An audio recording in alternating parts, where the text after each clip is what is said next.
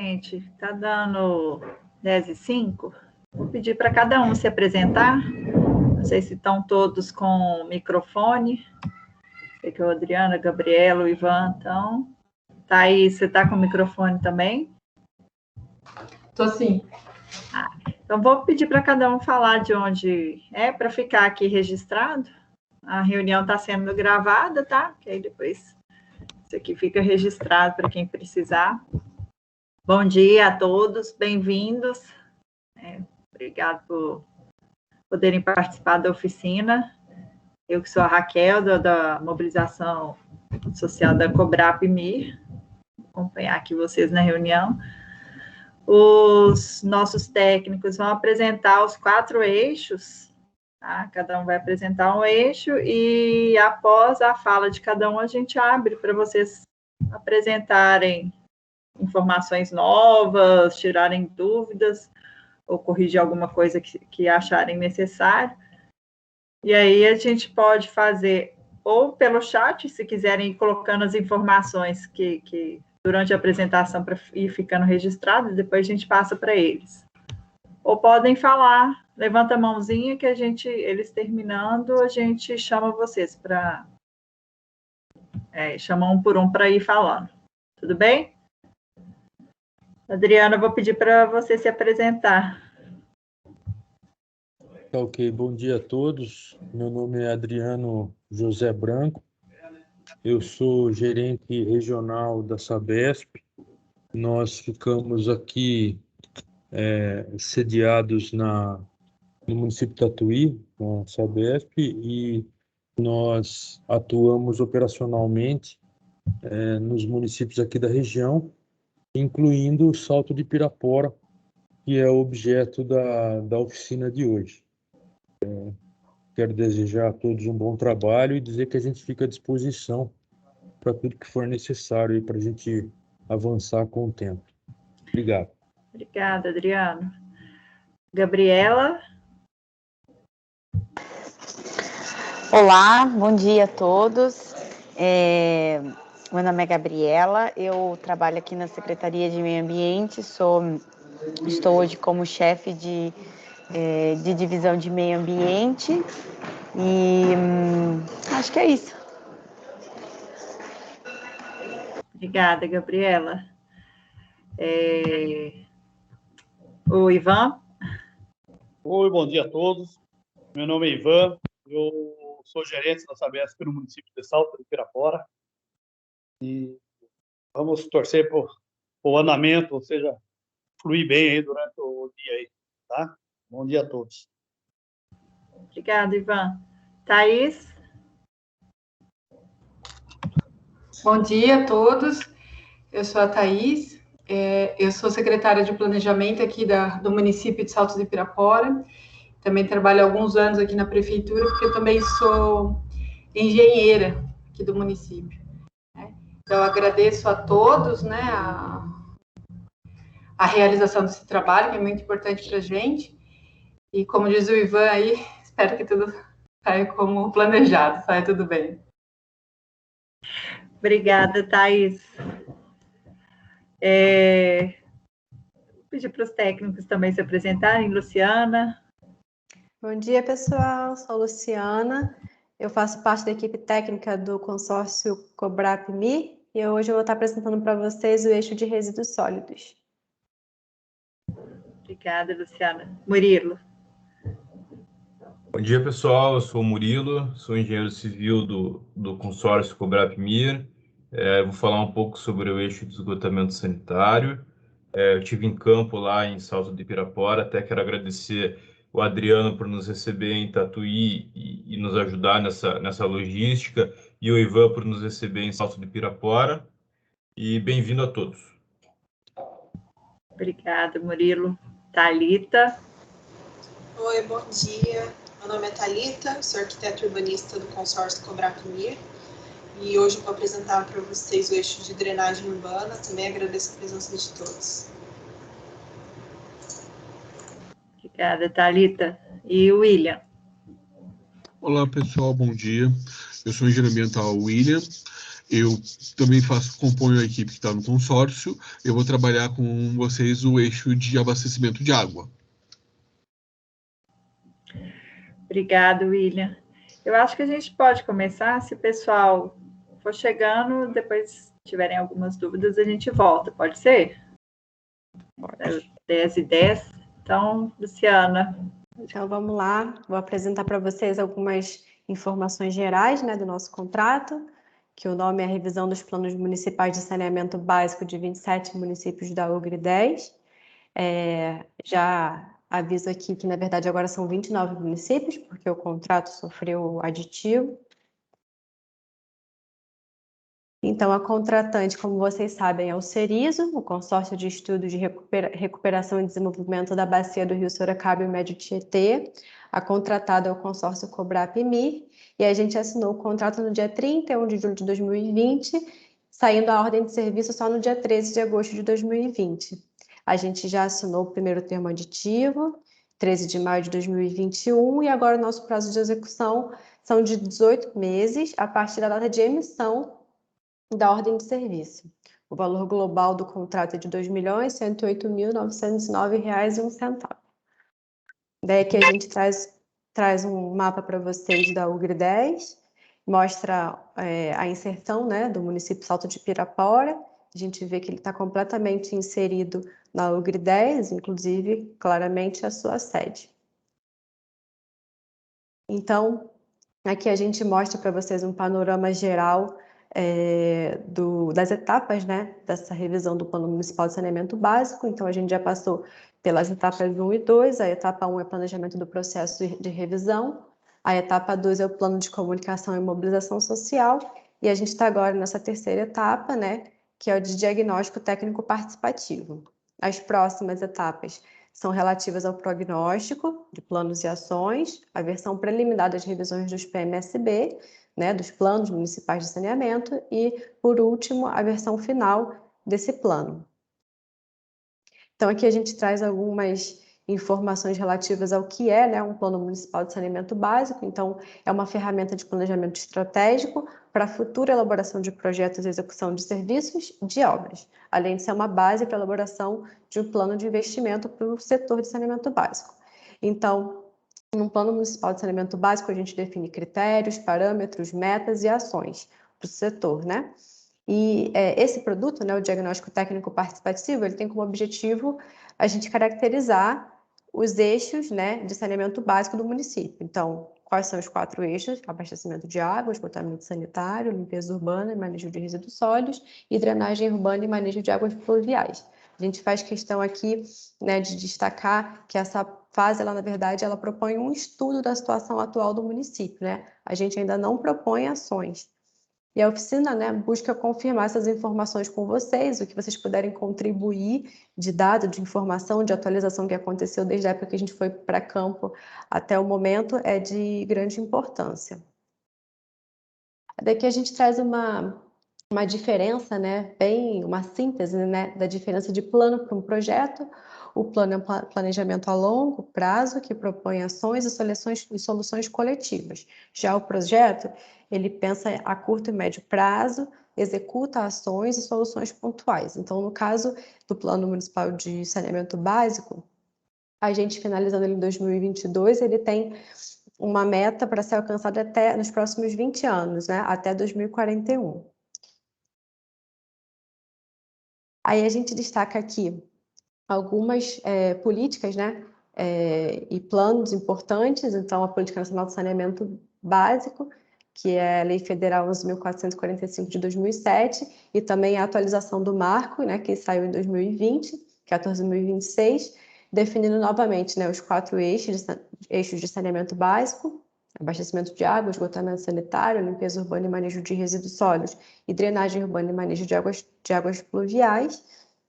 E, segundo a lei, os municípios devem elaborar sempre um plano municipal de saneamento básico. Então, a gente destaca aqui que essa atualização do marco de saneamento básico, ele ressalta, né, que os planos eles têm que ser revistos num prazo não superior a 10 anos.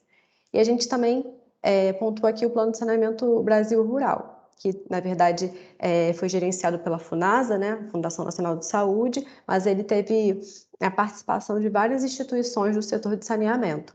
E essa criação do Programa Saneamento Brasil Rural foi através da Portaria 3.174 de 2019. Aí a gente traz aqui um desenho ilustrativo, como os eixos eles estão interligados, né, como as etapas estão interligadas do setor de saneamento básico, então o tratamento da água para abastecer as casas, a coleta de esgoto e o tratamento do esgoto antes de lançar no corpo hídrico, da mesma forma drenagem urbana, né, e o lançamento no corpo hídrico, a coleta dos resíduos nas casas e a importância da participação comunitária, que é essa etapa que a gente entende que está acontecendo agora, né? Porque é a população, é o município da população que são os mais afetados por esses serviços.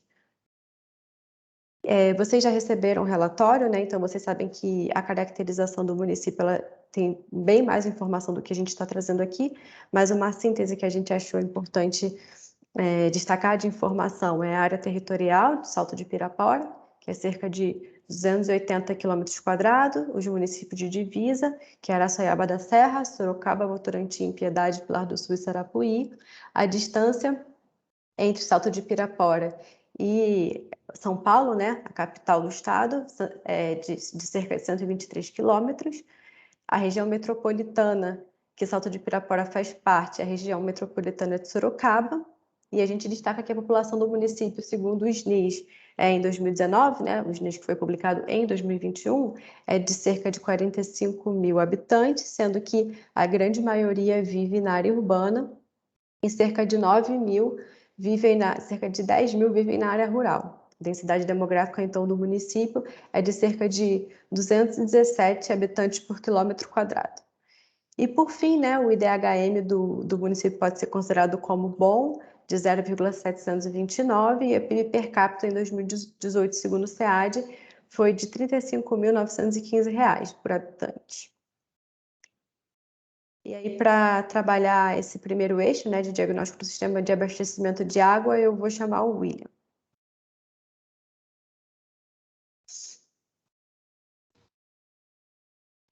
Olá, pessoal, só um minutinho. Perfeito. Me ouvem? Tudo bem, né? Bom, vamos trabalhar, então, com o eixo de abastecimento de água. O serviço de abastecimento de água no município, ele é realizado pela Sabesp. O último contrato de concessão foi feito no ano de 2012, com um prazo de concessão de 30 anos, renovável pelo mesmo período. A regulamentação dos serviços de abastecimento, bem como a tarifação, ela é gerida pela Arcesp. E a Arcesp, além de fazer monitoramento, como já falei, ela faz também a parte de regulação tarifária. A tarifa, de forma geral, ela é dividida em várias faixas de consumo, mas também em algumas categorias de ocupações, vamos dizer assim. A gente consegue, pelo menos, dar destaque em duas classes de abastecimento, que seriam as classes com interesse social, que a Arcesp acaba adotando, que seriam para a classe residencial e a classe comercial de fins comerciais, que tem valores um tanto quanto reduzidos e também se dividindo em várias faixas de consumo. E, lógico, além dessas faixas de valores reduzidos, eu tenho as faixas tradicionais, as classes tradicionais, que teriam residencial, comercial, industrial, também dividido em classes de consumo que variam de 0 a 10 metros cúbicos ou acima de 500 metros cúbicos por mês. Como já foi mencionado, o município ele tem a sua população principalmente urbanizada, mas nesse caso também a população rural é atendida por 100% de abastecimento urbano, ou pelo menos uma população muito próxima de 100%. E isso acontece por todo o período que nós estudamos, apresentado aqui desde 2017.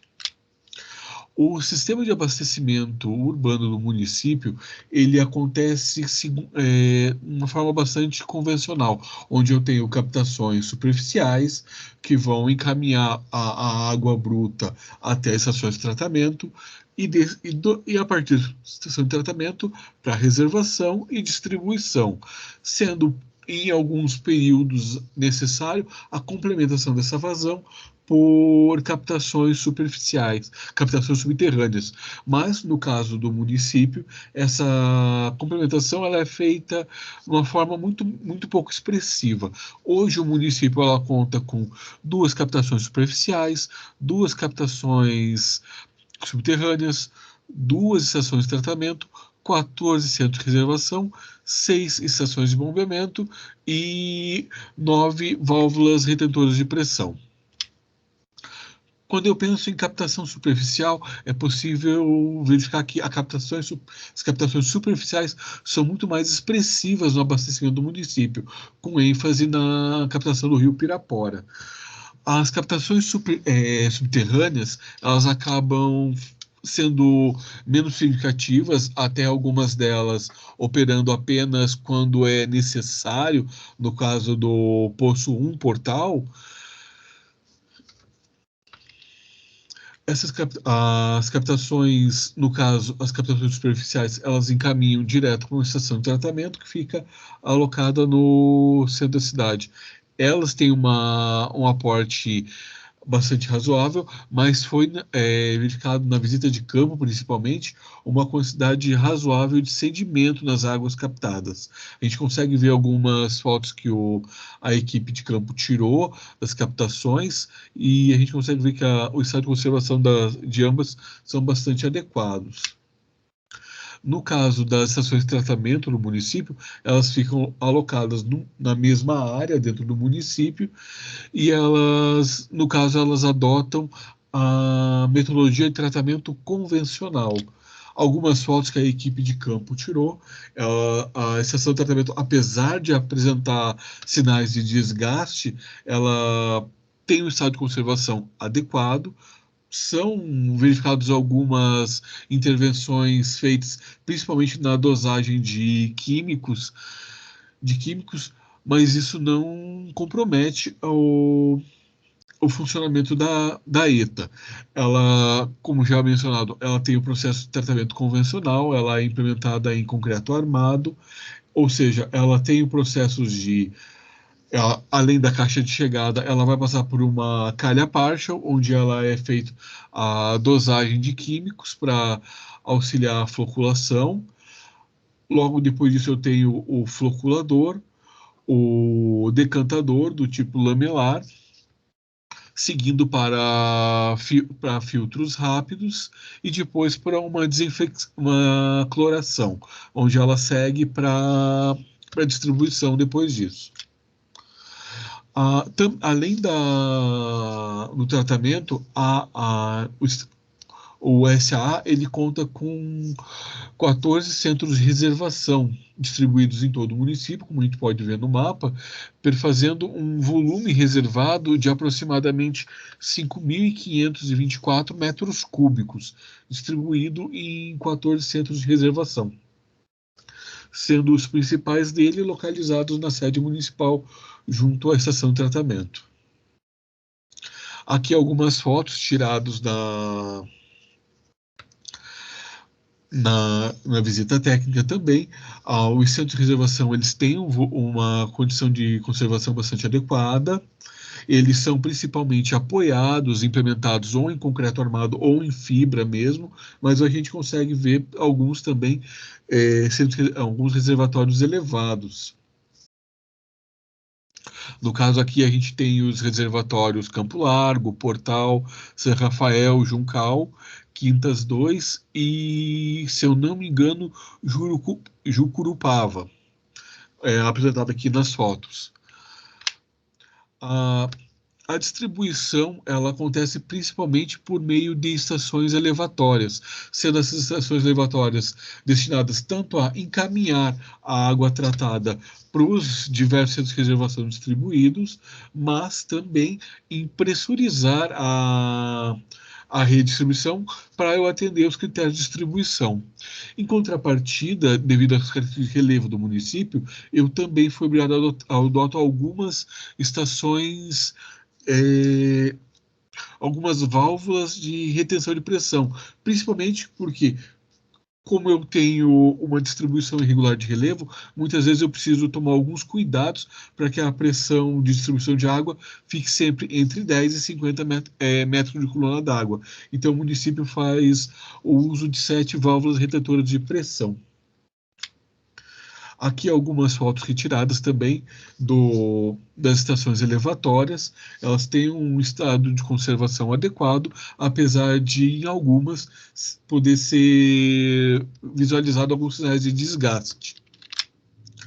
A rede de distribuição do município, ela conta hoje com aproximadamente 250 quilômetros de redistribuição de água e isso atende um total de 1.687 ligações totais e perfazendo em torno de 17.335 economias ativas. A micromedição hoje ela está em torno de 100%. A única coisa que nos deixa um pouco mais preocupante no município é um índice relativamente elevado de perdas de água, que estão na ordem de 40% ou até 47% no período estudado.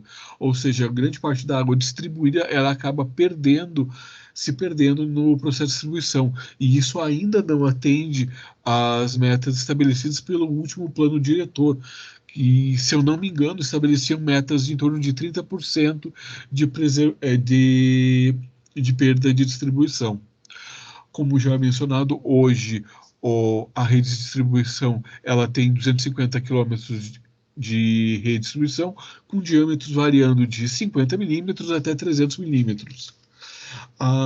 Apesar dos dados do SNIS estabelecerem para a gente um atendimento de em torno de 100%, existem duas pequenas localidades de Cupuvinha e do bairro Ilha que foram colocados como áreas ainda não 100%, que não são 100% atendidas, dando destaque a essas duas pontinhas em vermelho, que são os únicos 2 pontos ainda que não são atendidos pela Sabesp hoje.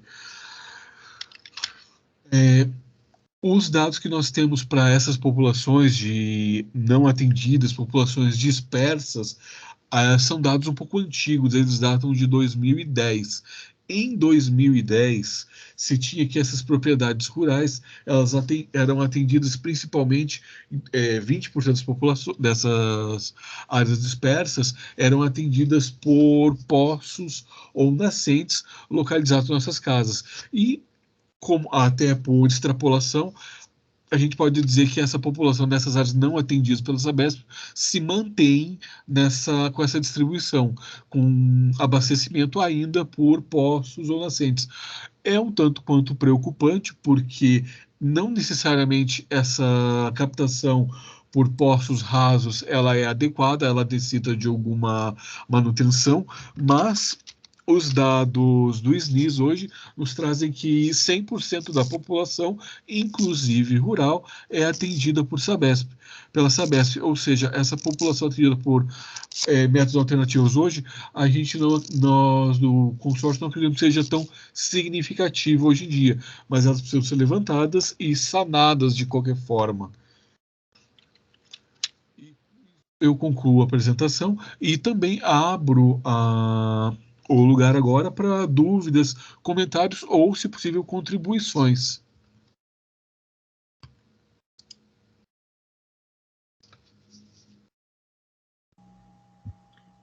Pessoal aí da Sabesp, meio ambiente, vocês têm alguma informação a mais que possam... Ivan, se você falou, seu microfone não abriu. A informação que a gente tem do acompanhamento que a gente faz, inclusive com o pessoal da própria prefeitura, é de que até os núcleos rurais já são atendidos com rede de água. Sim. Eventualmente alguma região com baixíssima densidade ocupacional, né? Inclusive tem aí, talvez o último, o Ivan pode me ajudar se eu estiver enganado, acho que o Ilha de Baixo, salvo engano, que tem uma pendência de regularização junto à promotoria, para que se possa, né, inclusive já tem até estudos preliminares por parte da Sabesp para poder fazer esse atendimento. Então, o panorama que nós temos o entendimento é esse. Sim, sim. É isso aí, Adriano. O bairro da Ilha, a maior parte do aglomerado do bairro, ele já é atendido, né? Faltou um trecho aí que mais ou menos em torno de umas 40 residências que falta ser atendido. Já está em estudo, já tem projeto, já está em estudo, a prefeitura já deu entrada, não me falha a memória, já foi no programa já do governo do estado para regularização. Ela já mandou uma documentação já para a Sabesp, que está em análise, né, para ver se a gente consegue fazer essa implantação. O Capoavinha é um bairro já mais afastado um pouco, em torno hoje de umas 300 residências, mais ou menos. Também já está em estudo já para elaboração do projeto para o próximo ano, né, para concluir esse projeto aí. E você também falou do Boa Vista lá, o PPS2 Boa Vista, e esse posto foi desativado, viu? Ele foi desativado 100% agora. 100%. Como nós fizemos a criação do sistema Itinga, né, que é conhecido como sistema Itinga, onde pega o Jucurupava, toda aquela região, então não teve mais necessidade desse poço aí. Até porque a vazão dele também tinha caído bastante, então então esse foi desativado. Tá? Então, os dois postos que eu tinha, eles não operam, pelo menos, regularmente. Ou sendo o Boa Vista ali desativado mesmo. O portal, ele está ativo, né? Está em stand-by, só em período de feriados prolongados, talvez alguma outra manutenção que a gente aciona ele. Mas esse está ativo. Ok. Então ele continua em stand-by, mas o Boa Vista ele foi desativado de vez. Então, os dados que eu tinha realmente, eles são um pouco antigos. Os dados que eu tenho, se não me engano, eles são relativos a 2019. Então, realmente, mudanças ocorrem, ele assim, mas ele já era bem pouco. A vazão que a gente apresenta ele assim era em torno de 0,5% da contribuição do município. Ele já era bem pouco utilizado mesmo. Mas eu vou atualizar o relatório. Obrigado.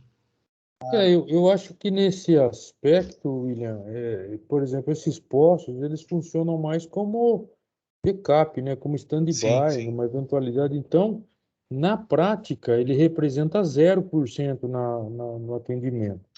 Ele entra eventualmente, por exemplo, se tem um vazamento numa adutora, e para que naquele período o bairro não tenha desabastecimento, você coloca para operar, quer dizer, uma manobra, como é que eu vou dizer?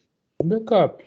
Então, no estudo propriamente dito, eu imagino que ele não deva nem ser considerado como produção, porque ele não opera regularmente. Perfeito. Né? E outra observação com relação ao que o Ivan falou, o Ivan é muito otimista, né? Pensar no Capoavinha o ano que vem. Precisa entrar vai entrar na linha de projeto, licenciamentos ambientais, detalhamento, disponibilização de recurso, licitação, quer dizer, tudo isso não é assim tão rápido, né? Uhum. Entendo. Claro que em Salto de Pirapora nós temos né, a proatividade do município, da prefeitura, né, da municipalidade, do pessoal, né, que está sempre junto com a gente.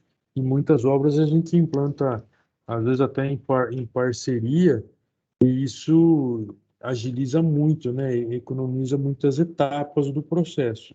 Mas eu acho que para efeito de estudo, não deve ser considerado isso, né? Porque se ele não for possível, né, a gente não consegue viabilizar, né? Com certeza. Só um comentário a respeito do Capoavinha e da ilha. A gente tem que lembrar também, o ilha já está praticamente resolvido, né? A questão de projeto da sua implantação. Mas ambos os bairros, eles têm problema do limite, né? Da divisa do município. Então, o Capoavinha também confronta com uma parte que é Votorantim, e a Ilha de Baixo, ele com a parte que é de Pilar do Sul. Então, assim, a gente ainda também tem essas tratativas com o município vizinho, que dificulta um pouco mais o trabalho. Verdade, Thaís, Votorantim bem é uma lembrado. autarquia, o que dificulta bastante. O outro município qual que é mesmo? O que confronta com Capoavinha é Votorantim, Não, o Votorantim tá. O outro é Pilar do Sul. Pilar do Sul. É Sabesp também, Pilar do Sul, ou não?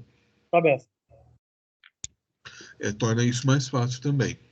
É que, na verdade, para regularizar, né, todas essas questões, tem que lembrar também da questão da regularização do núcleo. Sim. Então, tipo, levar água é uma das etapas, né? Então... Sim. Existe também sempre aquele problema que eu não necessariamente eu posso atender locais que não são regulares também. Existe também esse Exatamente. trâmite que é bastante difícil. É isso daí, William, que a Thaís, do que eu entendi do que a Thaís estava falando, talvez a equacionar o parcelamento de solo acaba sendo a etapa mais difícil até, Sim. né? Porque você não pode aplicar o recurso público num parcelamento irregular, num loteamento que não foi É. regularizado, que ele ainda é uma propriedade particular, né? Então, eu acho que é essa a colocação que a Thaís trouxe como contribuição. E também tem aquela questão que a gente depois é também muito cobrado pelo Ministério Público, que quando a gente fornece infraestrutura para as pessoas se estabelecerem nesses núcleos, a gente acaba sendo corresponsável. Então, quem promoveu o loteamento irregular que tem que arcar com todas essas custas. Então, se a prefeitura, a Sabesp, vai e faz isso, ele acaba sendo responsável por todas as outras obras de infraestrutura. Então, é bem complicado essa questão. Não, entendo. Exatamente. O Ministério Público depois a própria população vai buscar ajuda para outras melhorias, né? Escola, creche, ônibus, pavimentação, enfim, é uma ação que acarreta uma série de outras necessidades depois para o próprio município, né? Então, é isso que tem que talvez ser abordado com cuidado, esse atendimento em áreas não regularizadas. Tem que deixar isso bem claro, né? Isso até aproveitando o ensejo, né? Essa é uma situação que ocorre em todos os municípios onde vocês vão estar preparando esse plano, né? Essa abordagem para as áreas mais afastadas, para os núcleos, para alguns lugares em que se demanda ampliação de infraestrutura, acho que é importante deixar frisado, tal, escrito, tal, que todas as etapas anteriores que visam a regularização do parcelamento de solo, elas têm que estar vencidas para que o recurso público possa entrar, né? Senão você incorre aí em crime de mau uso aí do recurso público, né? Isso que é a espécie. Como o Luciano falou no começo, a fase que a gente está agora é diagnóstico. A gente está fazendo, vamos dizer assim, o retrato da condição hoje. Mas com certeza, essa questão de regulação fundiária, tudo, ela tem que ser abordada depois com mais cuidado, porque na parte de prognóstico, planos de ações, ela tem que ser contemplada com certeza. Para os sistemas de... Eu vou falar do meu que é mais cômodo para mim. O sistema de água muitas vezes é muito impeditivo, de fato. Esgotamento também e os outros eixos, ele também é um problema grande, mas ele tem que ser abordado, sim. E a gente vai dar bastante enfoque para isso na fase de prognóstico daí. Não, eu estou fazendo essa colocação porque, infelizmente, até aproveito para me desculpar publicamente, nas audiências de piedade e de quadra que já aconteceram aqui na minha região, eu não consegui participar, mas eu diria para vocês que essa é uma das grandes dificuldades que nós temos para ampliar, para avançar com os sistemas em todos os municípios. É uma discussão permanente com os prefeitos, com as equipes técnicas, né, as equipes ambientais dos municípios, porque há o anseio, há muitas vezes situações precaríssimas de habitação, de ocupação popular, e a gente resvala nesse problema. Muitas vezes o atendimento na parte técnica, ele é até simples, né? Muitas vezes as obras são obras simples, são obras até de um custo menor, um custo bastante razoável. O atendimento por parte da concessionária, ele pode até ser interessante em termos de novas carteiras de recebimento, enfim. Só que a gente resvala nessa situação, né? É o que a Thaís falou, a partir do momento que você entra e não observa esse tipo de, desculpa, esse tipo de situação, na esfera jurídica, né, a gente acaba fazendo parte e contribuindo para a clandestinidade e para a irregularidade. Participei já de várias reuniões com promotores sobre esse assunto e eles são muito francos, né, eles são muito claros em se posicionar, dizendo que não deve ser atendido, né? Alguém está ganhando dinheiro ali, alguém está vendendo lote. Por mais que sejam situações, muitas vezes, de divisão entre familiares, né, em determinados locais, herança e tudo mais, mas eles têm que ir até o cartório regularizar para que o serviço público possa entrar. Tá bom? Não, muito bem colocado. Queria fazer uma pergunta, até acho que talvez o Adriano, o pessoal do município, da prefeitura, a gente sabe que tem esse programa estadual, né? Eu acho que, se eu não me engano, é Cidade Legal o nome, né? E a gente sabe que às vezes também tem casos que você tem que atender uma comunidade distante, no meio do caminho ali tem uma outra comunidade que não está regularizada, você não consegue atender, né? Poderia até ser mais viável, né?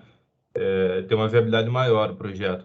E como que está a aceitação das pessoas em ir atrás desse programa de Cidade Legal? As pessoas estão indo, estão regularizando? A gente sabe que também muitas vezes o empreendedor vende o lote com a promessa que está tudo regularizado, né? E o cara que compra lá não sabe que não está, né? E como que funciona essa dinâmica aí no município? Bom, na verdade, a gente tem um convênio com Cidade Legal, desde a criação do programa. A gente já conseguiu regularizar muitas coisas, mas a verdade é que o Cidade Legal também cuida do estado todo. Então, tem cada núcleo, cada município tem suas especificações e começa a complicar bastante. Eu acho que agora não, né, mas enfim, com a edição da 13.465 de 2017, muitas pessoas aqui em Salto, muitos núcleos estão promovendo a regularização por isso. Então, por exemplo, hoje aqui em Salto a gente não tem uma secretaria ou uma equipe específica para trabalhar na regularização. Então, por mais que o Cidade Legal venha acompanhando, é lento. A gente tem 38 núcleos, né? Então é lento. O governo do estado também não tem braço para tudo isso. Ajuda muito, mas não consegue, né, ajudar todos. Então, é bem complicado. Eu trabalho 7 anos aqui na prefeitura, os 7 anos eu trabalho com isso e a gente vive patinando. Acho que, efetivamente, foram nesse período, um núcleo que a gente regularizou de fato, né? Então, é bem complicado essa situação, depender disso. Mas eu acho que a partir do momento que os proprietários conseguem também promover, com a aprovação da prefeitura, mas eles conseguem promover a regularização dos núcleos, eu acho que agora vai andar um pouco mais. Acho que eu tenho uma esperança aí. Legal, Thaís, obrigado. Acho que com essa tua fala a gente consegue até mais para frente pensar em alguma coisa, algum programa, prever alguma meta, alguma ação de regularização, ou até de educação, alguma coisa assim, para que a população regularize. Só pensando assim agora, mas é uma etapa posterior, mas a tua fala já deixa a gente alerta para isso, tá? Obrigado. Essa fala da Thaís é importante e, assim, a gente vê isso em todos os municípios. O programa Cidade Legal, ele é interessante, é efetivo, né? Consegue dar cabo dessa situação, mas a verdade é que ele não tem pernas para atender todas as necessidades. A Thaís fala aí de 30 e poucos loteamentos em Salto de Pirapora. Em Ibiúna, por exemplo, tem mais de 200. É um local com muito loteamento clandestino.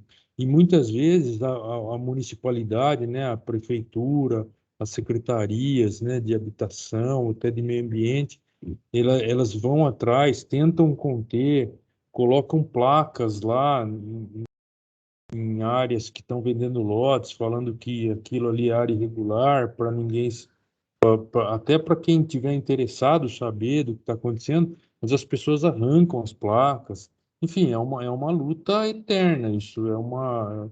é, e nem sempre as pessoas têm interesse em regularizar, né, o que está vendendo. Ele quer abrir uma rua, passa a moto-niveladora e pica ali e vai vendendo, sem documento regular, encontrado de gaveta. Eu já participei de reuniões, inclusive no Ministério Público, onde estava presente até a população mais humilde, né, que comprou o terreno e tal, e eu vi, foi impiedade esse fato. Eu vi a promotora falar de forma dura, até com os compradores, falando, olha, vocês compraram ali porque estava mais barato. Vocês sabiam que não tinha documento. Agora a prefeitura, a Sabesp e os órgãos aí públicos têm que se virar para resolver um problema que não foram eles que criaram, né? E vocês compraram sabendo que não tinha documento. Então é complicado. Tem muitas nuances aí nesse assunto e é como eu disse, é um dos principais problemas que a gente enfrenta, e não só aqui no interior, até na região metropolitana de São Paulo a gente vê isso, né? Ocupação da área de mananciais, área de Guarapiranga, enfim, isso não é novidade, não. Então, eu só friso, assim, para que a gente pontue isso, né? E pense, porque não adianta a gente também, em qualquer município, imaginar um atendimento de todas as áreas sem que elas sejam regularizadas. Beleza, obrigado. Obrigada, Adriano. Obrigada, Thaís. Mais alguma coisa, pessoal? Podemos seguir para o próximo eixo. Vamos seguir, senão se liberar muito o microfone, a gente fica falando aqui até de tarde. Mas é a hora de apresentar. Apresentar Legal. as informações necessárias. Bom, então vamos para o Murilo com o esgotamento.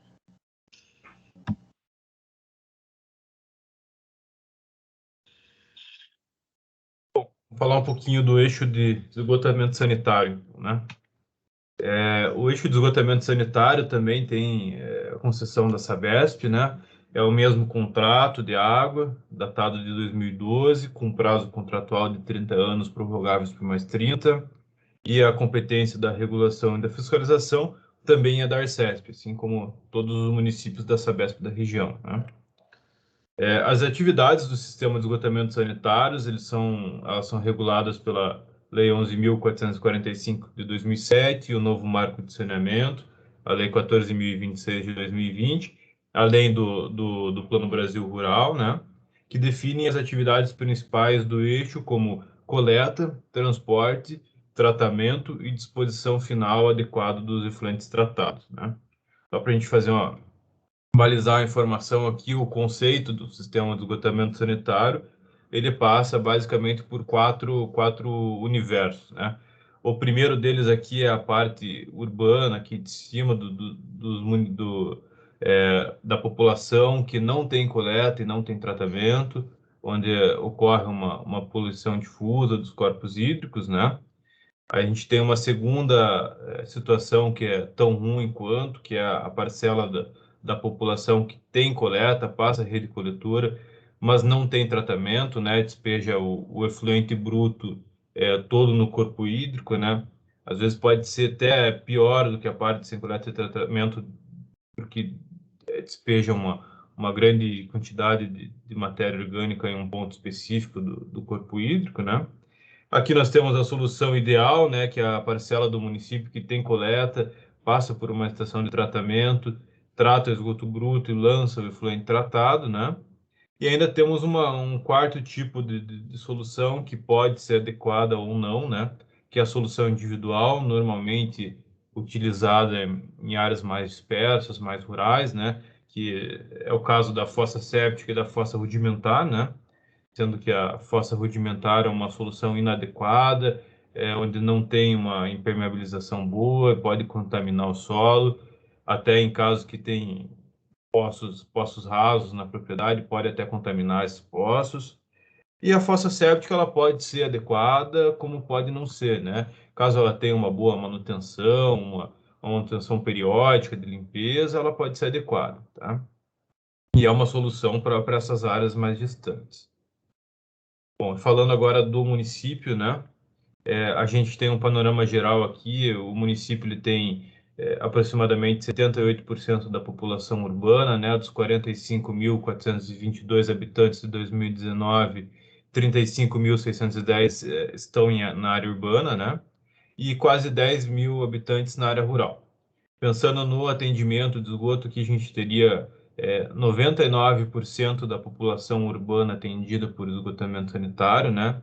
Cerca de 35 mil habitantes, e nada da população rural, que traria um percentual de atendimento de aproximadamente 77%. Porém, a gente já tem algumas informações da Sabesp que alguns núcleos rurais aqui são atendidos, né? Por exemplo, o Piraporinha e o Jardim São Lucas, né?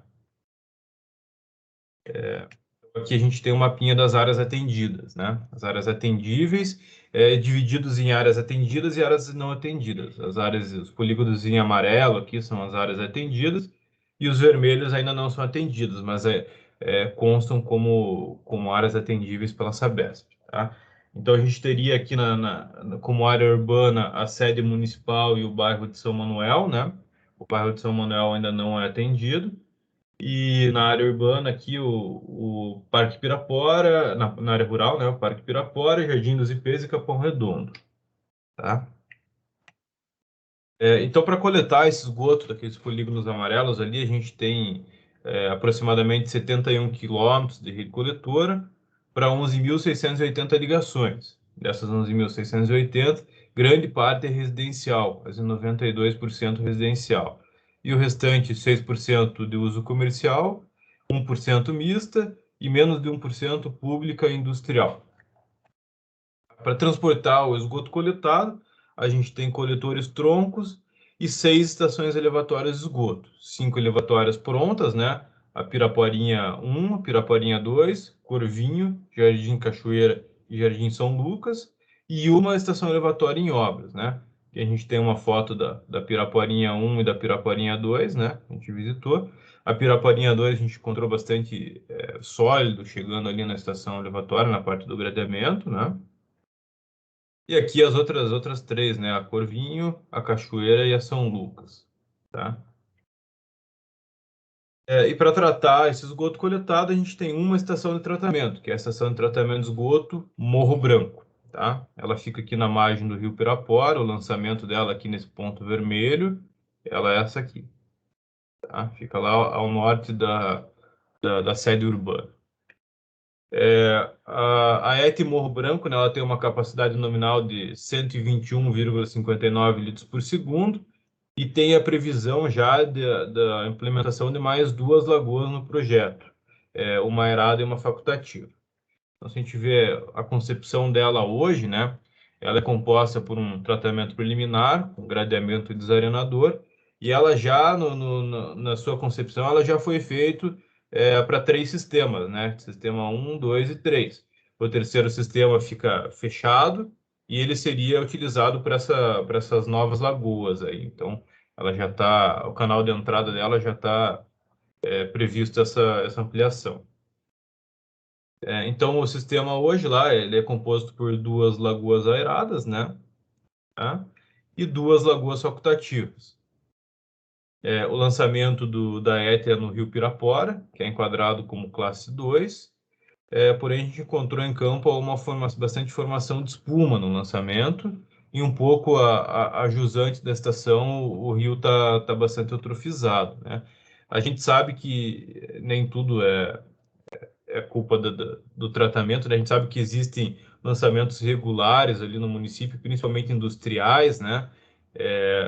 Até o Ivan nos levou até uma empresa de tinturaria, de tecelagem lá, que eventualmente tem lançamentos irregulares, mas essa espuma aqui é a formação do lançamento da ET, né? Às vezes pensar em um lançamento mais afogado, alguma coisa assim, poderia diminuir essa formação de espuma. Aqui um resumo das unidades do sistema, né, onde ficam as elevatórias, onde fica a ET, né, elas ficam dispostas principalmente em torno nas margens do rio Pirapora. E a gente também tem que pensar nessas áreas dispersas e rurais, né? Aqui a gente tem uma tabelinha do IBGE 2010, que é a última fonte oficial de informações dispersas que a gente tem, mas a gente usa ela só para ter uma base do que se usa nessa parcela da população. E aqui a gente destaca a fossa rudimentar, né, que é uma solução inadequada, com quase 71% da população rural adotando esse tipo de serviço, né? Então, a gente mapeou essa informação e pretende levar ela para frente na hora de a gente propor o prognóstico e ações, para que seja também analisada essa parcela das áreas mais dispersas, que por muitas vezes não viabiliza, né, uma solução coletiva, mas que se pense em soluções talvez individuais para esse tipo de área, que não sejam essas fossas rudimentares, né? E aqui a gente elenca, para finalizar a apresentação e abrir para discussão, 3 dificuldades do município em relação ao esgotamento sanitário, né? A primeira seria os lançamentos regulares de indústrias. A segunda seria ajustar os parâmetros do lançamento da ET Morro Branco. A gente não recebeu informações de eficiência dela, né? Aquelas análises que normalmente a unidade de Tatuí, de Botucatu faz, né? A gente recebeu para alguns municípios, para Salto a gente não recebeu, seria interessante. E o terceiro seria essas áreas rurais e dispersas, né? Pelo tamanho a extensão do território de Salto, essa população rural e dispersa é uma dificuldade do saneamento básico no município também. Então eu abro agora para discussão e complementação aí. Muito obrigado a todos. Só fazer uma colocação, Murilo. Você falou de 2 lagoas aeradas e 2 lagoas facultativas. Na verdade, são 2 aeradas e 2 de sedimentação. Certo. Eu vou corrigir aqui já. Isso. E com relação às estações elevatórias, talvez fosse interessante, Ivan, enviar as fotos que você tem agora mais recentes, da revitalização das áreas que você tem feito aí.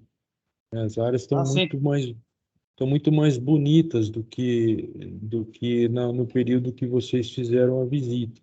Talvez fosse interessante complementar. Com relação à eficiência, eu acho que nós devemos ter no laboratório, na nossa área lá em Botucatu, que faz as coletas e análise, devemos ter sim as análises, as últimas aí, as mais recentes, para a gente poder enviar. Eu acho que é interessante, Ivan, né? Você tem aí, Ivan, ou vamos ver lá com o Bruno? Eu vou pedir para o pessoal mandar. Ótimo, isso seria muito bom para a gente agregar aqui, né? Tem um lance. Oi? Há uns 15 dias atrás foi feita a nova coleta. Eu vou pedir para o Bruno do laboratório encaminhar para mim. Nós temos aí uma situação que o Ivan sempre comenta, que é de uma lavanderia que faz um descarte, né? Isso tem provocado, né, algumas situações Eu acho que essa situação de espuma aí não tem acontecido mais, né? Nós não temos tido essa... Quanto à espuma, nós estamos montando um sistema que vai ter dosagem de hipoclorito e um nitrato para fazer o anti-espumante, né? Já tem um local já para aplicar. Chegamos a fazer o teste, dá certo. Agora o pessoal está fazendo projeto, porque tem que fazer o projeto e dar entrada na CETESB, né, para ela liberar. Então, vamos ver, acredito aí, ser bem otimista aí, até o final do ano, no máximo, a gente já está dosando isso aí, para não formar mais essa espuma. Já vai eliminar essa espuma de vez. Que bom. E acho que essas análises aí, elas são importantes, porque mesmo que a gente não consiga... só ativar o mudo aqui. Acho que mesmo que a gente não... Às vezes pode ser que não seja aquela eutrofização culpa tão grande da ET, quanto se imagina quando você lê o relatório sem as análises, né? Então, por isso que essa análise é importante, porque a gente fale, a ET tem uma eficiência boa e mesmo assim o rio tem apresentado sinais de eutrofização, o que pode ser que não seja da ET, né? Então, essas análises, elas ajudam a gente a validar o tratamento da estação, né? E quanto à formação de espuma, acho que ótimo, já é uma adição dessas substâncias aí já deve resolver e já acaba com a espuma ali, né? Não é assim, já resolve, sim. Isso, eu acho que eu não lembro, acho que não tenho mais nada a contribuir. Não, só o que você falou em São Lucas, como rural, o São Lucas é um loteamento Bem urbano, lembrado. tá? É urbano? É urbano, São Lucas, o Parque de Pirapora também é um loteamento urbano. Eu tinha como rural aqui, então não tem nenhum atendimento rural, né? Não atende nenhum loteamento rural, né? Não, não. O, Não sei se a Gabriela sabe informar ou a Thaís, o Piraporinha é rural ou é urbano lá? O Piraporinha. O Piraporinha, se eu não me engano, ele é zona de expansão urbana, igual o Portal e o Quintas. Mas eu vou abrir aqui o mapa do plano diretor, eu já confirmo para vocês. E quanto à situação da espuma, o Adriano falou que talvez não esteja acontecendo mais, mas ainda continua, viu, Adriano? A gente tem feito visitas diariamente tanto no ponto de descarte de efluentes da ET e da lavanderia, para a gente poder fazer, a gente está fazendo esse acompanhamento, e essa situação, esse problema da espuma, ela continua, ela persiste ainda.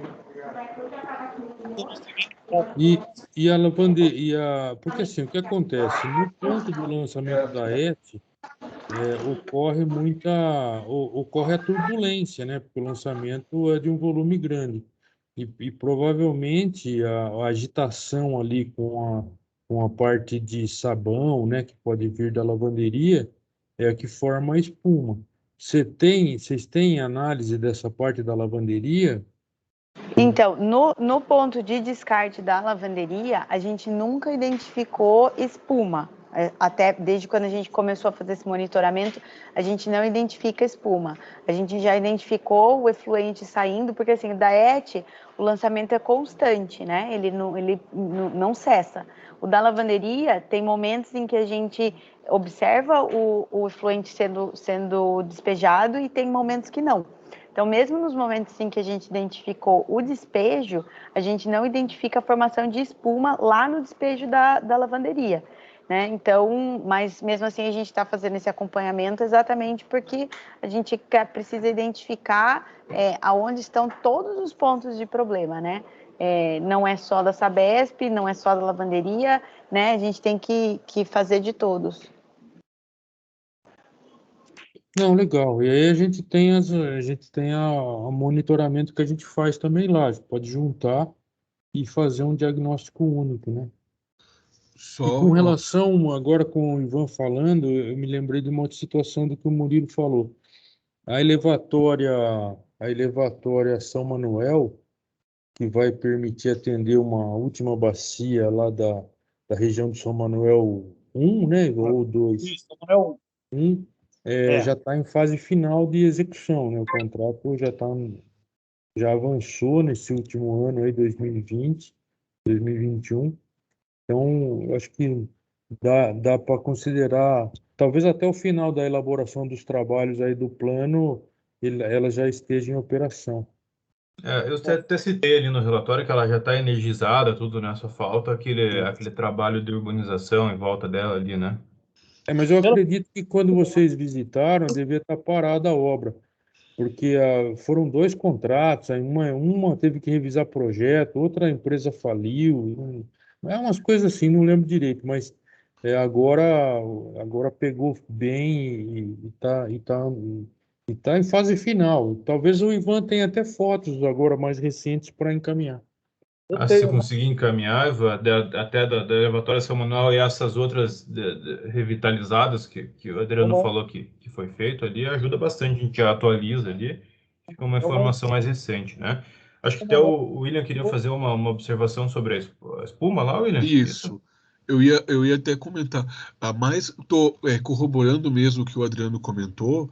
A formação de espuma ela acontece em duas situações. Eu tenho um produto, um detergente, um saponificante presente ali, e quando acontece a turbulência, um cascateamento, alguma coisa assim, acaba gerando a espuma. Até o Murilo conversou bastante comigo, a gente discutiu bastante essa questão da espuma, e até uma proposta que a gente fez até, eu não fui visitar o lançamento da ET, não sei como ela é feito, mas muitas vezes você afogar o lançamento para não gerar esse cascateamento seria uma medida para você não gerar espuma, mas isso em parte também ia mascarar, porque se eu tenho um lançamento de uma lavanderia que é um lançamento rico em detergente a montante, eu só não vou estar vendo a espuma, o detergente vai continuar ali. Aí acontece duas coisas que se somam, é um lançamento irregular que tem um saponificante e uma turbulência no rio que acontece porque o lançamento de uma estação de tratamento municipal, como é o caso da Sabesp, ela é muito mais constante, ela vai gerar muito mais turbulência. Então, realmente, a espuma ela é provavelmente a consequência de dois problemas, talvez. E talvez é uma coisa a ser estudada, claro, uma mudança nesse lançamento pode ser mais significativo do que realmente eu colocar um aditivo que vai começar a aumentar a concentração de nitrato no rio e eu vou simplesmente mascarar a formação de espuma. Então, realmente tem que ver. E daí, reforçando o que o Murilo falou, eu ter essas análises é muito importante, porque eu estou com a Sabesp dizendo, o meu efluente ele tem as características ok, e não é ele que está me causando esse problema. Ou seja, reforçando o que o Murilo falou, essa análise ela é realmente importante quando eu tenho um problema visual nesse, que ele não tem uma causa tão óbvia. A gente consegue validar o tratamento, né? A eficiência do tratamento da ET, né? É isso aí. Inclusive está em andamento agora um trabalho de remoção de lodo, né, de desassoreamento das lagoas. Acho que isso vocês também não chegaram a ver. Quando vocês vieram, estava em planejamento, já deu certo, já foi estruturado, foi contratado e foi dado até autorização de serviço. Já começou em campo, Ivan, ou não? Começa agora, comecinho de setembro, a autorização que foi pedido para setembro. Mas já está sendo preparado, os bags já estão na ET, né? A empresa já está fazendo a visita para começar a preparar a montagem dos bags, para a remoção. Então, no início de setembro já começa. Então, e vai para qual aterro? A hora que secado vai para o aterro. Isso, esses bags funcionam da seguinte forma, são bags de mantas geotêxtil. Então, você prepara o berço ali do lado do sistema de tratamento e você bombeia o lodo para dentro desses bags. O efluente que verte pela manta, ele é conduzido de volta ao tratamento. E dentro ele acondiciona o lodo. E aí você tem que deixar esse lodo em repouso por algum tempo, às vezes até 1 ou 2 anos, para ele se desidratar totalmente e posteriormente ser levado para o aterro sanitário. Nós fizemos agora, recentemente, nós fizemos há um tempo atrás na ET de Capela do Alto, inclusive o material removido já foi levado para o aterro sanitário. Fizemos agora há menos tempo na ET de Piedade, talvez seja, se vocês olharem lá, vocês vão ver que os bags ainda estão lá, porque não estão desidratados, então dá para ver essas etapas aí em outros locais. E agora a gente está iniciando em Salto do Pirapora e Tatuí. Até a gente viu, Adriano, algumas ETs, né, que tem os bags secando lá, né, tanto o Sabesp quanto os municípios que não estão na Sabesp. Agora, a minha pergunta foi para qual aterro que vai? Se é o de Perol ou é o outro aterro? E se tem Então, também a pretensão de mandar alguma coisa para a fábrica de fertilizantes da Sabesp, né? Que aparente deve começar a funcionar em breve, né? em Capela, que nós já removemos, eles foram para o aterro de Iperó. Os outros, por exemplo, Tatuí, Salto do Pirapora, provavelmente também serão.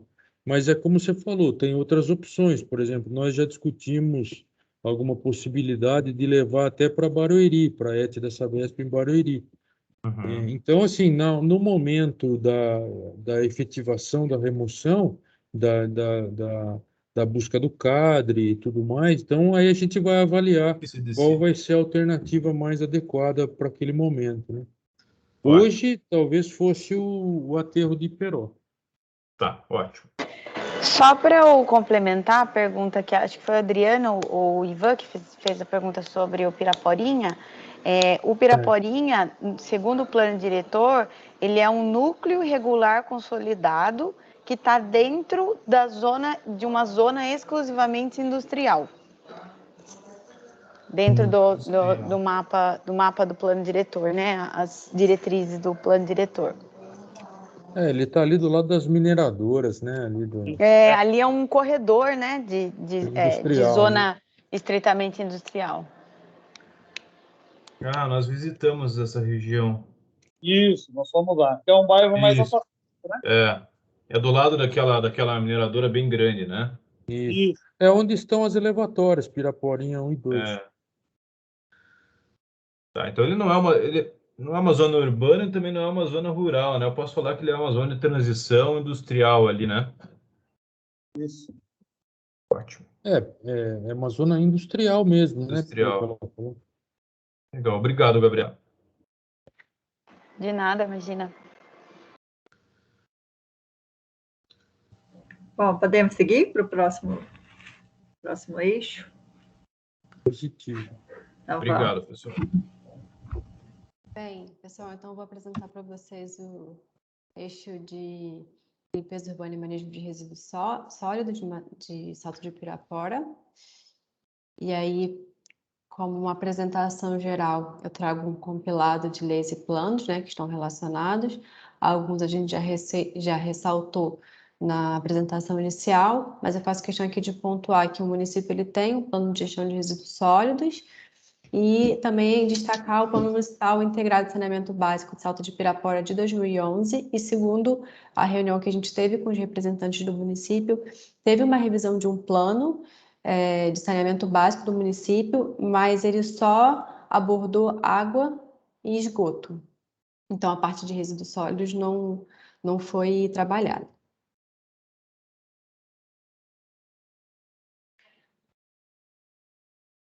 E aqui um panorama geral, né, do eixo.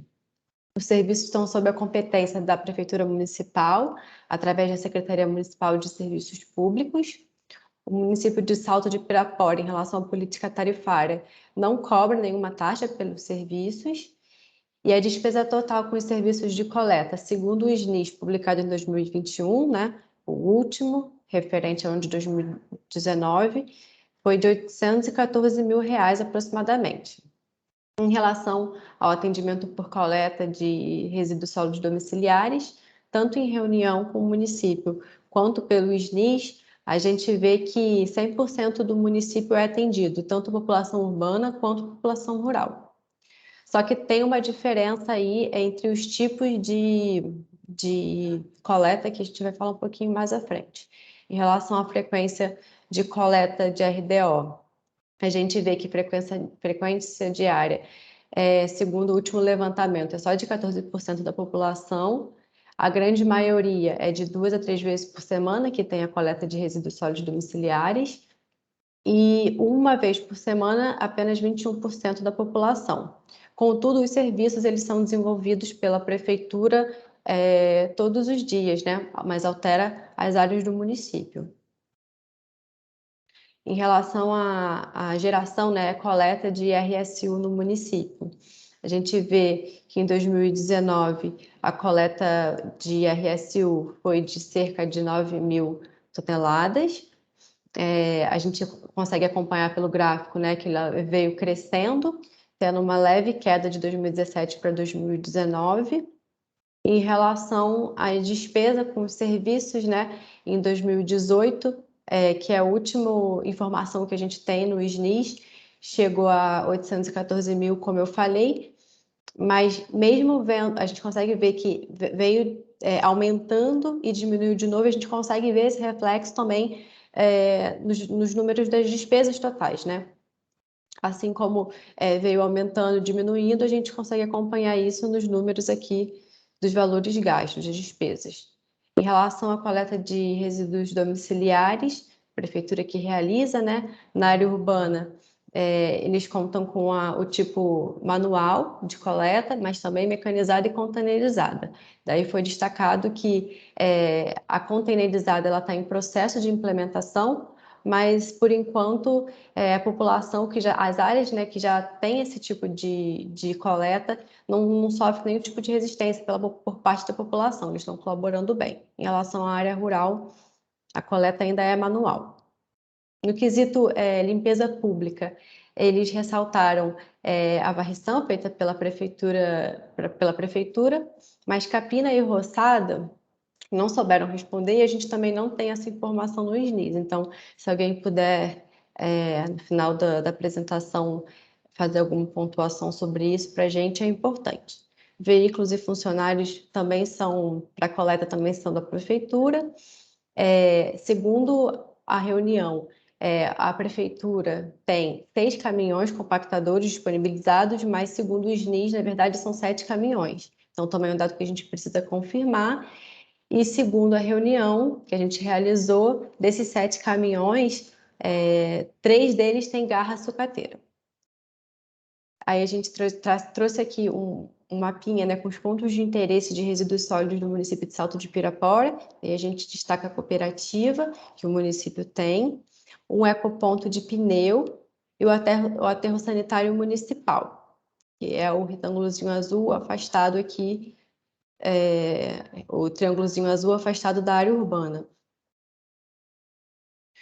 Algumas observações, né, que a gente precisa fazer depois da visita de campo. Tem algumas áreas no município, né, de descarte de disposição irregular, inclusive teve até uma área que foi ressaltada pelos próprios representantes do município que conversaram com a gente. Aí das áreas que a gente viu, as áreas mais críticas, a gente marcou as coordenadas, né, e apresentou aqui nesse mapa. Foi informado também que há uma necessidade grande de ampliar o número de veículos para coleta de resíduos domiciliares, só que para isso acontecer, eles estão buscando uma parceria para conseguir os recursos necessários. E também destacaram, né, a possibilidade de uma contratação emergencial para realizar esse tipo de serviço de coleta, né? A população flutuante que o município tem, né, porque existem chácaras e sítios, por outro lado, não é uma coisa que afeta muito a coleta de resíduos domiciliares, porque o município já absorveu essa população flutuante que acontece em períodos certos. Também foi destacado, né, que existem 125 contentores orgânicos espalhados pelo município de Salto de Pirapora e ainda tem 10% de reserva, né, que eles compraram, mas que ainda não disponibilizaram, que estão guardados. E 32 também contentores para resíduos recicláveis. Daí, isso aqui são algumas fotos que a gente tirou em campo, né? De algumas áreas com descarte irregular, alguns pontos, inclusive, indicados pela prefeitura. E aí, em relação aos profissionais envolvidos nos serviços de manejo de resíduos sólidos urbanos, só tem agentes públicos, não tem nenhum agente privado, e totaliza 48 agentes públicos. Eles também destacaram que os resíduos sólidos, né, é importante falar isso antes, do município, ele vai para o próprio aterro sanitário de Salto de Pirapora, e para a implementação desse aterro foi feita uma parceria com a FEHIDRO, né, que disponibilizou a verba. A operação do aterro está acontecendo desde 2018, do início de 2018, e a previsão de vida útil do aterro é de 30 anos. Também tem que destacar que o município ele conta com um aterro desativado, né? É um aterro em valas, que é localizado exatamente do lado do aterro que opera hoje. O fechamento do aterro sanitário foi um atendimento à exigência da CETESB. E a gente, quando questionou sobre o estudo do encerramento do aterro, a gente também não teve uma resposta, a gente acho que também não recebeu por e-mail, então se puderem passar o estudo para a gente do encerramento do aterro, seria de grande relevância. Em relação aos resíduos recicláveis, né? Eles podem contar com a Cooperativa de Reciclagem de Salto de Pirapora, conhecida como Coresp. Atualmente são 8 cooperados e estão situados no galpão, né, no barracão localizado na Rua Francisca dos Santos Marcelo, número 290. Atualmente a Coresp só pode contar com prensa e balança, não possui outro tipo de equipamento para sua operação. A gente destaca também que os resíduos dos PEVs, que são coletados pela prefeitura e levados até a cooperativa, né?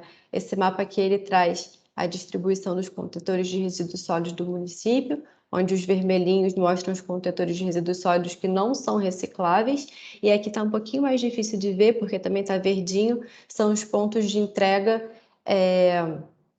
para os resíduos recicláveis, né? Uma observação feita também é que os contentores recicláveis, eles são chamados pela prefeitura de PEV, né? Então, o que a gente está chamando aqui de PEV também é contentor reciclável, os contentores de resíduos recicláveis. Esse aqui é o exemplo, né, de uma foto que a gente tirou em campo. A Coresp, ela faz coleta porta a porta, né, para coleta desses materiais recicláveis, e a prefeitura disponibiliza para a cooperativa tanto o local onde foi construído o barracão, como os EPIs que os cooperados utilizam, o caminhão para coleta, o combustível utilizado, né, durante a coleta, e o motorista também.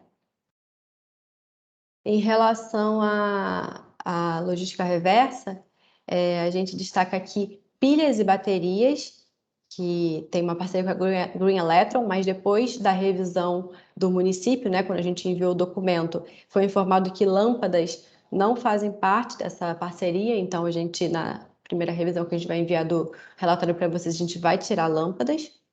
Em relação a eletrônicos, a Coresp, ela coleta e ela vende. Em relação aos pneus, a parceria com a Reciclanip. Aqui a gente mostra o ecoponto onde recebem os pneus, mas foi informado também que a grande maioria dos pneus que vem para esse ecoponto, eles são de pneus de veículos da própria prefeitura. Algumas aqui complementações em relação a outros tipos de resíduos, né? Resíduos industriais não destacaram nenhuma informação específica sobre contaminação de solo nem nada, e né, a gente sabe que a responsabilidade, né, é da própria geradora. Em relação aos resíduos de saneamento, quem tem que dar os encaminhamentos é a Sabesp.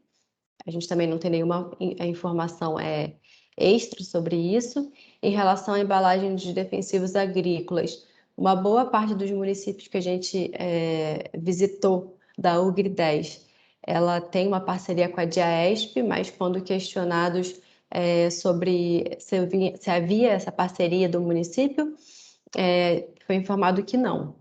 Então, os próprios produtores são os responsáveis pela destinação das embalagens, por exemplo, dos agrotóxicos. Em relação aos resíduos de mineração, também não foi destacado nenhuma informação específica, e a responsabilidade também é da própria empresa geradora. Em relação aos resíduos de saúde, na primeira versão que a gente enviou para o município, a gente informou que que é realizado pela Contemar Ambiental, só que na época do trabalho de campo já estava em processo de licitação para uma nova contratação em andamento, e quando a gente recebeu a revisão, pediram para a gente colocar no relatório, né, na revisão 1, que vai ser feito por uma terceirizada, mas não disponibilizaram um nome para a gente de qual empresa que vai realizar essa coleta de resíduos domiciliares. Até então, para o tratamento, vai para a Epolix, ia para a Epolix, né, que era responsável não só pelo tratamento, mas pela disposição final também.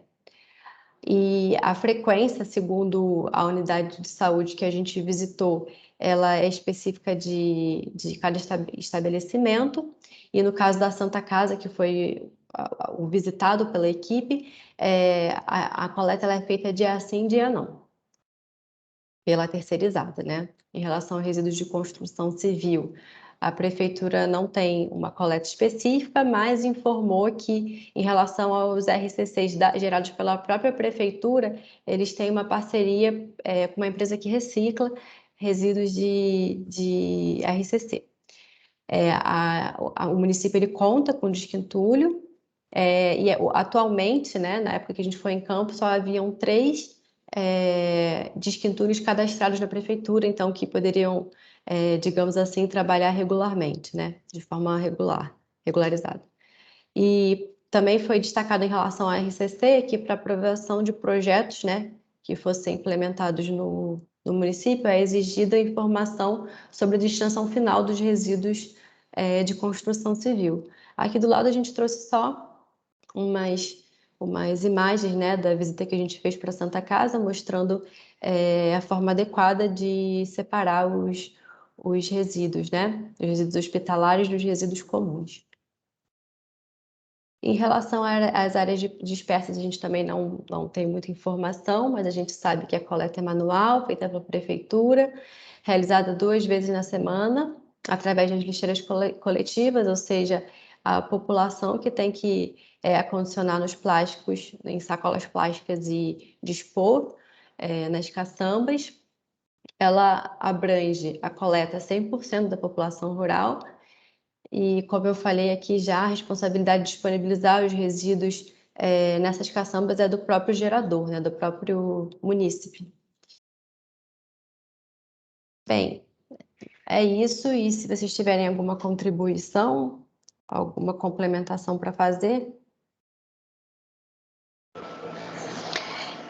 Então, eu anotei algumas coisas aqui, alguns pontos para a gente discutir. Essa questão da quantificação dos custos ainda é bem difícil para a prefeitura fazer uma quantificação fiel aos custos, porque como a prefeitura faz tudo e a prefeitura não cobra nenhum tipo de taxa, a gente tem um fluxo de funcionários que às vezes trabalham no setor e são alterados. Esse início de ano a gente teve muito isso. Então, acredito que para o ano que vem a gente está tentando se organizar melhor para a gente poder quantificar o valor real desses custos, para a gente poder ter um parâmetro de verdade, né? Aproveitando, eu queria confirmar, então, se em relação a 2019 vocês não têm um valor das despesas mesmo, porque pelo SNI só vai até 2018. Na verdade, 19 e 20 foi feito o preenchimento dos dados, foram feitos pela gestão passada, né? E aí eu não sei dizer para você por que não foi colocado esses custos. Tá. O SNIS que a gente preencheu agora, que é com relação a 2020, né? Com os dados de 2020, a gente tentou levantar o máximo possível os custos reais do sistema para a gente alimentar. Só que daí isso também é um dado que só vai sair no ano que vem, ou no outro ano, na verdade, né? Porque no ano que vem eles vão compilar esses dados e eles publicam no outro ano ainda, né? E aí a gente não poderia, então, solicitar para vocês essa informação para entrar no diagnóstico? Pode? Não, pode. Eu encaminho para você, fica o meu compromisso aqui de encaminhar para você todas as tabelas de preenchimento que a gente fez do SNIS nesse ano. Ótimo. Né? Aí você já pode usar como... Isso, atualiza, toma como base. Aí, o que vai mudar bastante do ano passado para este ano? Que esse ano foi feita a contratação de uma empresa terceirizada que auxilia a prefeitura na coleta de resíduo sólido domiciliar. Então, só que aí, essa parte essas informações sobre os custos, sobre a quantidade de caminhões que foram contratados dentro desse contrato, isso eu vou precisar levantar com a Secretaria de Serviços Públicos, porque essa contratação foi feita pela Secretaria de Serviços Públicos. Tá. Então, até se você puder me mandar um e-mail questionando, né, sobre essa contratação, sobre essa terceirização, eu já coloco eles em cópia e peço para eles essas informações. Ótimo. Que é bom para a gente ter também, e no momento a gente não tem. É importante a gente ter talvez o contrato que vocês fizeram agora com essa empresa, né, responsável pela coleta de RDO. Uma cópia do contrato, né? Tá ótimo. A etapa de containerização que você citou que estava em andamento, ela foi finalizada, né, no final do ano passado. Foi colocado, só que o sistema é esse que você mostrou, esses 125 contentores, esses 10% que antes a gente tinha de reserva já foram distribuídos também. Então, hoje em dia a gente não tem mais essa reserva, né? E a gente tentou uma segunda fase desse projeto de containerização, com a apresentação de projeto pelo FEHIDRO, porque esse projeto foi também com o auxílio de verba do FEHIDRO que a gente conseguiu implantar, mas para esse ano não deu certo, né? Para esse ano não foi para frente, não foi aprovado, mas a gente vai tentar... Não conseguiu verba para a implementação de novos? Não. No FEHIDRO, este ano, a gente conseguiu a aprovação do financiamento da terceira fase do aterro sanitário. A gente está finalizando as obras da segunda fase e a gente vai começar, em breve, até o final do ano, operar a segunda fase do aterro sanitário, que essa segunda fase, ela vai ter uma vida útil de 6 anos. Então, a gente vai iniciando a operação da segunda fase, a gente recebendo a verba já para a instalação da terceira fase, a gente já vai começar as obras para fazer a terceira fase, já deixar ela pronta para quando a gente precisar começar a operar a terceira fase, né? Tá ótimo. Uma pergunta, você falou que em relação à coleta de RDO, tem essa empresa agora que foi contratada, mas em relação à limpeza pública, de varrição, capinagem, roçada, ainda fica por parte da prefeitura? Ainda é 100% da prefeitura, até se você puder também cobrar informações sobre isso, porque a equipe de roçagem, de poda, de toda essa parte que faz a varrição e limpeza pública, é tudo da Secretaria de Serviços Públicos, então tudo isso a gente pode levantar. Tem boa parte dessas informações já estão nas tabelas, nos formulários do SNIS, mas se tiver alguma coisa complementar, por exemplo, que seja dessa terceirizada, a gente vai levantar daí com a Secretaria de Serviços Públicos. Tá ótimo. Tá? E com relação ao aterro em valas que foi encerrado, a gente tem o projeto, junto com o projeto de implantação do aterro sanitário, a gente fez também o projeto de encerramento do aterro em valas. Hoje em dia, a gente só faz o monitoramento de águas superficiais, né? E subterrâneas, mas subterrâneas, na verdade, a gente ainda não iniciou. Mas o de águas superficiais e a gente não tem nenhum documento hoje, até eu procurei um documento sobre o encerramento e a gente não tem nenhum documento sobre o encerramento. A gente tem o projeto de encerramento que foi aprovado na época pela CETESB, porque foi aprovado em paralelo com o projeto de implantação do aterro sanitário. Foi uma condicionante, né? Não é isso? Isso, foi uma condicionante, exatamente. Aí eu mando para você também o projeto de encerramento do aterro em valas. Com relação à cooperativa, a gente está em tratativa com o Instituto Redes. Redes?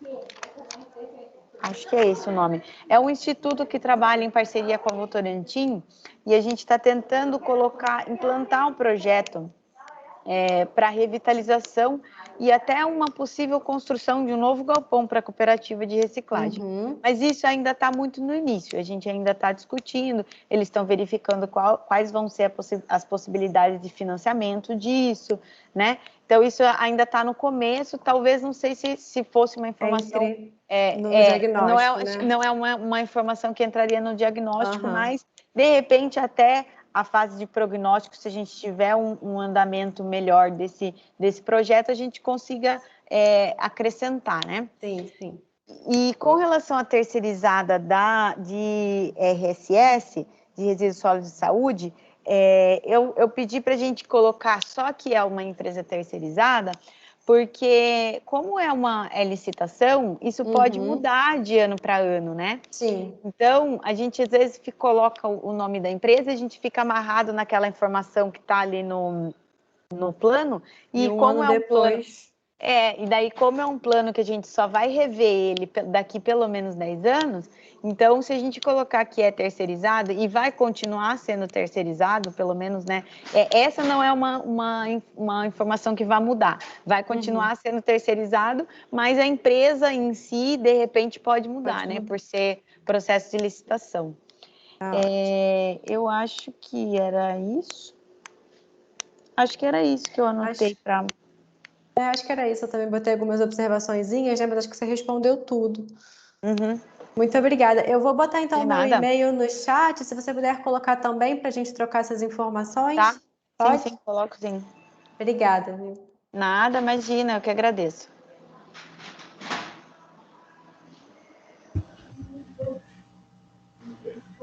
Pessoal, a gente pode seguir para o último eixo?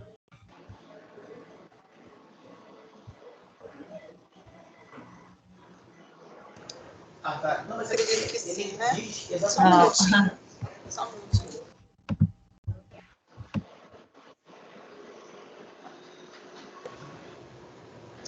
Então vamos passar para o eixo de drenagem urbana e manejo de águas pluviais.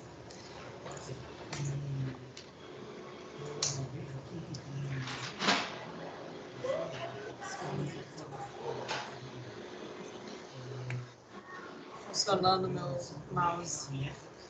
Você pode ir. William. Eu não sei se eu, de repente, já programamos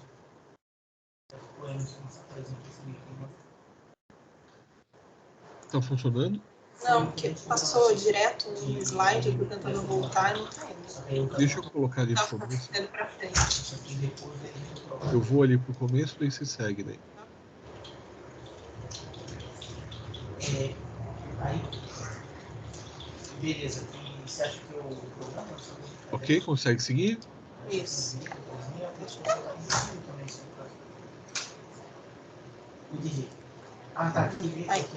Bom, então no que diz respeito às leis e planos que se relacionam à drenagem urbana no município, a gente destaca apenas o Plano Municipal Integrado de Saneamento Básico, que é de 2011. O município não tem nenhum outro plano específico de drenagem urbana ou rural. Então, está tudo dentro desse Plano Municipal Integrado. O prestador de serviço é a própria Prefeitura de Salto de Pirapora, atuando por meio da Secretaria de Planejamento e Urbanismo. Não há cobrança tarifária dos serviços e a despesa referente ao ano de 2019, em dados do SNIS, foi de um pouco mais de R$250 mil no ano. O panorama geral da situação do sistema de drenagem do município, a gente pode indicar que a área urbana do município ela é em torno de 19% da área total do município, e a cobertura de pavimentação meio-fio na área urbana ela está em torno de 23 quilômetros, isso corresponde a 100% de cobertura de pavimentação das vias urbanas. Dessas vias, desses 23 quilômetros, 10 quilômetros possuem rede ou canal pluvial subterrâneo, né? Que corresponde a 42,3% das vias.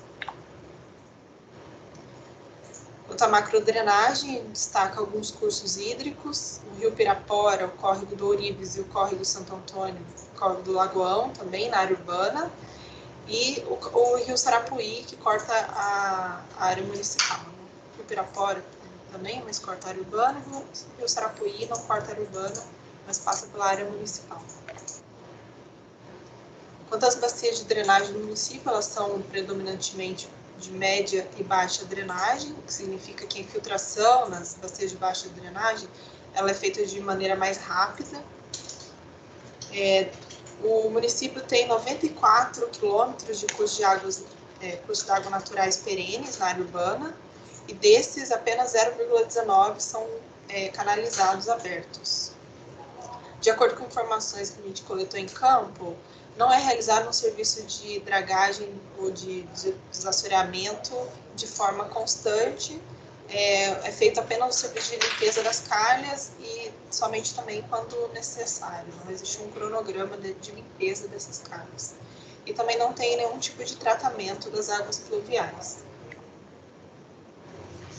O tipo de sistema no município é exclusivo para drenagem, ou seja, ele é totalmente dividido do sistema de esgoto.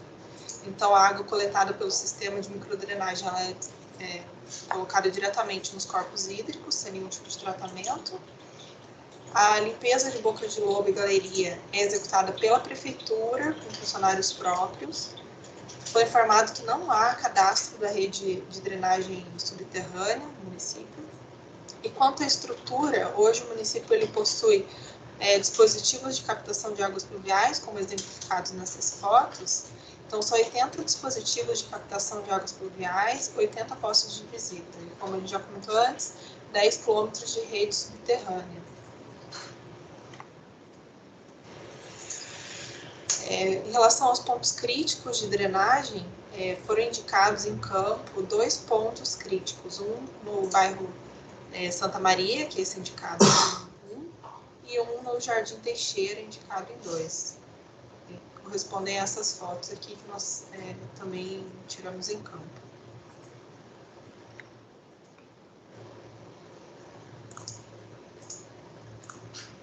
O William, por favor, parou de novo aqui meu controle. Para mim, chegou no final. Para mim, não. Volta um só, por favor. Só um minutinho. Toda vez que eu mexo no computador, parece que sai tudo do lugar.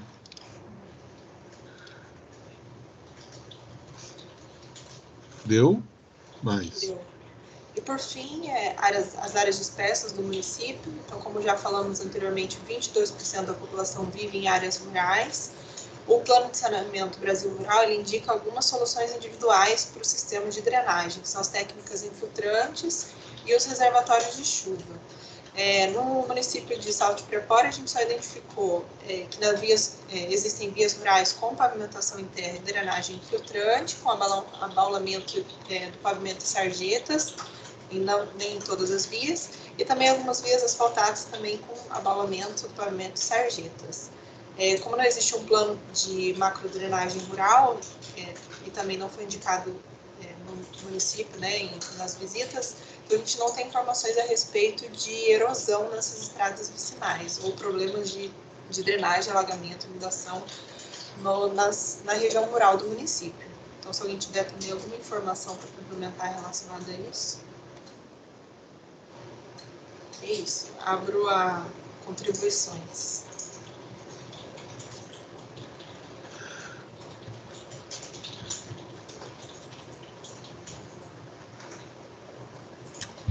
A Thaís precisou sair, que ela falou que tinha uma reunião justo com o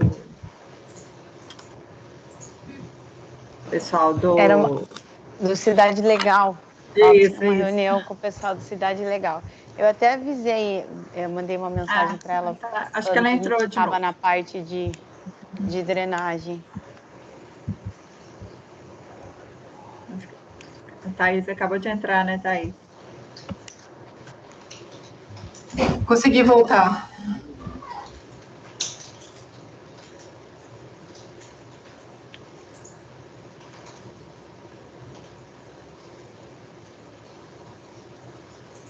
Thalita, às vezes, se tiver alguma dúvida, perguntar, porque eu acho que ela não conseguiu acompanhar, né? Eu acho que a principal principal lacuna de informação na paciente foi em relação a problemas de erosão, o alagamento nas estradas rurais do município. Precisa que eu volte a algum lugar? Bom, para mim voltou aqui, está aparecendo áreas dispersas. Ah, perfeito. Então tá já.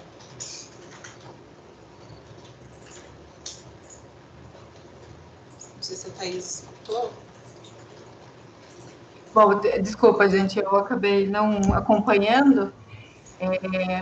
Então, a dúvida é que não foram informados problemas relacionados à erosão, é isso? Isso, eu queria saber se existe algum estudo, algum problema pontual ou não nas vias rurais, ou, enfim, na região rural do município relacionado à drenagem. Se tem alguma coisa.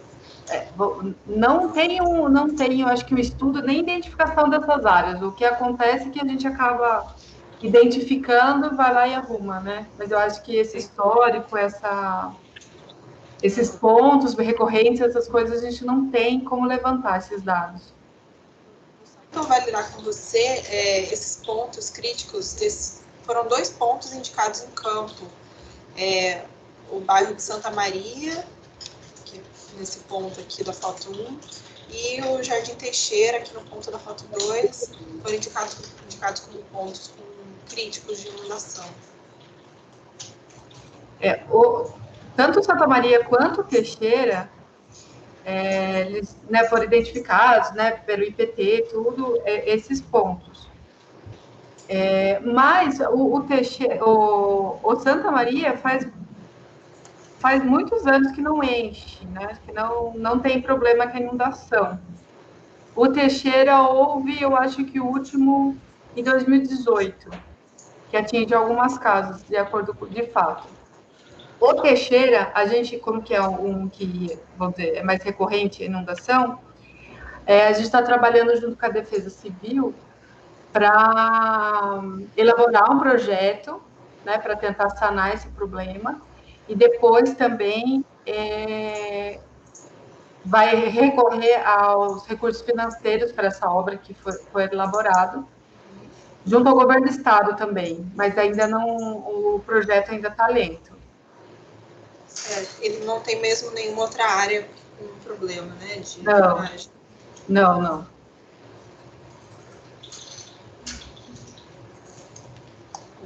Eu acredito que de dúvida eram só essas. Se tiver mais alguma coisa a pontuar.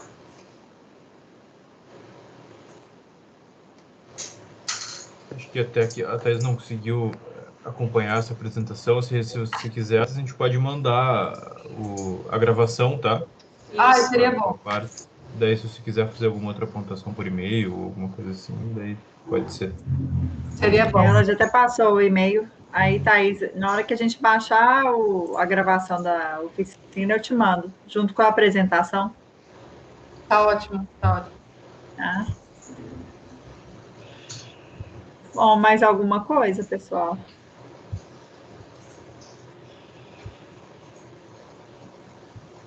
Da nossa parte, não. Está satisfeito tudo com a ok. apresentação. Adriana, acho que da nossa parte aqui da Secretaria de Meio Ambiente também acho que não tem nada mais a pontuar. Tá. Vou agradecer, então. Adriana, vou aproveitar rapidinho, só para já te avisar, que eu vou te mandar e-mail daqui a pouquinho. A oficina de Tatuí vai ser na quinta-feira, viu?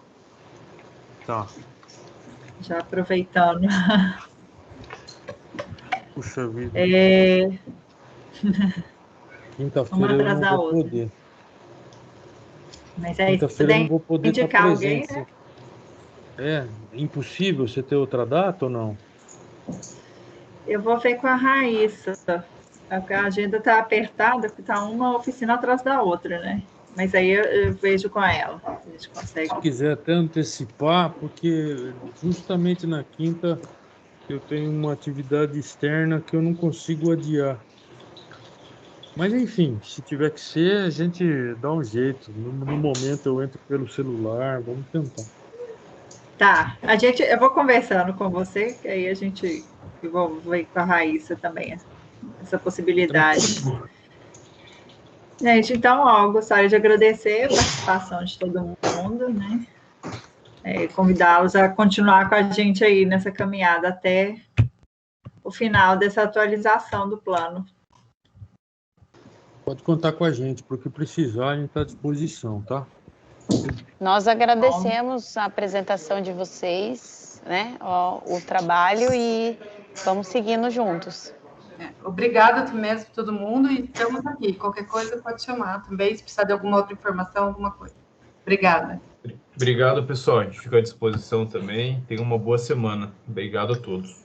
Obrigado pelas contribuições. Obrigada, pessoal. A gente vai se falando. Obrigada. Valeu, Bom tchau, dia. gente. Bom trabalho. Tchau.